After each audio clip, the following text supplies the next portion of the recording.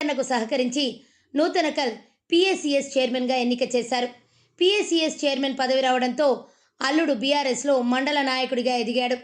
ఈ నేపథ్యంలో చక్రయ్య, వెంకన్న మధ్య పలుమార్లు భేదాభిప్రాయాలు వచ్చాయి. దీంతో చక్రయ్య 2023లో జరిగిన అసెంబ్లీ ఎన్నికలకు ముందు బీఆర్ఎస్ను వీడి తిరిగి కాంగ్రెస్లో చేరాడు.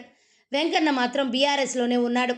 ఎన్నికల అనంతరం ఇద్దరి మధ్య గ్రామంలో స్వల్ప ఘర్షణలు చోటు చేసుకున్నాయి.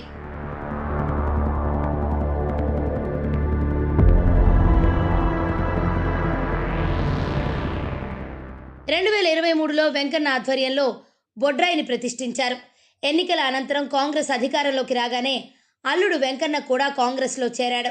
అయితే గ్రామంలో మాత్రం చక్రయ్య ఆధిపత్యమే ఉంది. 2024 మార్చి 13న గ్రామంలో బొడ్రాయి 2వ వార్షికోత్సవం వెంకన్న ఆధ్వర్యంలో జరిగింది. ఈ ఏడాది మార్చిలో మాత్రం బొడ్రాయి పండుగ 3వ వార్షికోత్సవాన్ని అల్లుడు వెంకన్నకు సమాచారం ఇవ్వకుండా చక్రయ్య నిర్వహించారు. దీంతో ఆగ్రహంతో ఉన్న వెంకన్న చక్రయ్యను హతమార్చాలని తన కుటుంబ సభ్యులు, అనుచరులతో కలిసి ఈ నెల 13వ తేదీన కుట్ర పన్నాడు. ఈ నెల 17న చక్రయ్య తన పొలం వద్దకు వెళ్లి తిరిగి వస్తుండగా వెంకన్న ప్రధాన అనుచరులైన కనకటి శ్రవణ్, కనకటి లింగయ్య, కనకటి శ్రీకాంత్, గంధసిరి వెంకటేష్, కనకటి ఉప్పలయ్య, పెద్దింటి మధు, పెద్దింటి గణేష్ కలిసి చక్రయ్యను కర్రలు, ఇతర మారణాయుధాలతో విచక్షణారహితంగా దాడి చేసి హత్య చేశారు.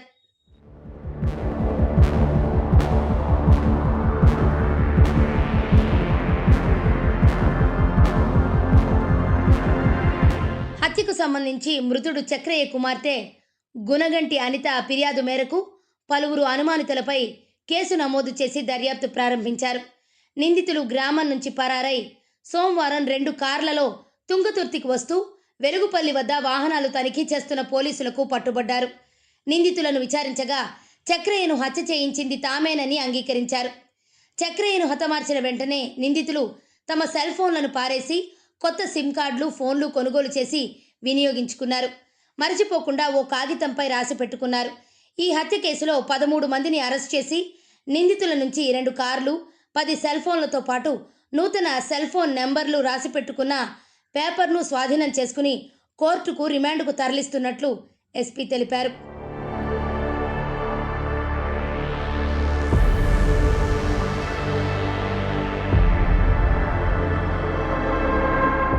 ఈ హత్యలో ప్రత్యక్షంగా పాల్గొన్న కనకటి శ్రవణ్, కనకటి లింగయ్య, కనకటి శ్రీకాంత్, గంధసిరి వెంకటేష్, పెద్దింటి మధు, పెద్దింటి గణేష్లు ఇటీవల తుంగతుర్తి కోర్టులో లొంగిపోయారన్నారు.